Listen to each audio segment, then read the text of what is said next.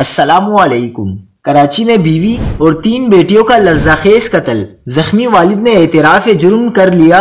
ملیر شمسی سوسائٹی میں دل دہلا دینے والا واقعہ، سنگدل باپ نے بچیوں اور ماں کے گلے کاٹ دیے۔ کیا آپ حالات حاضرہ سے آگاہی حاصل کرنا چاہتے ہیں؟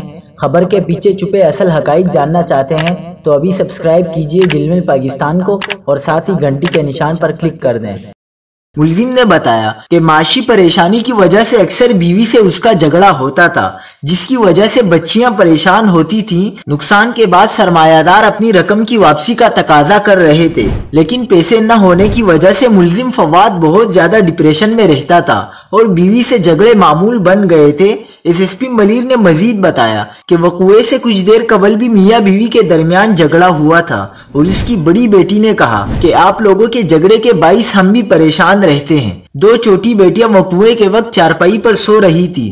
ملزم نے پولیس کو بتایا کہ اہلیہ جیسے ہی واش روم گئی تو اس نے سب سے پہلے اپنی بیٹیوں کو قتل کیا اور تصاویر انویسٹر کو بیچ کر خودکشی کا پیغام بھیجا، پھر باتھ روم سے واپسی پر بیوی کو قتل کر کے اپنے آپ کو بھی ختم کرنے کی کوشش کی۔ پولیس کے مطابق بچیوں اور ماں کے گلے کٹے ہوئے تھے۔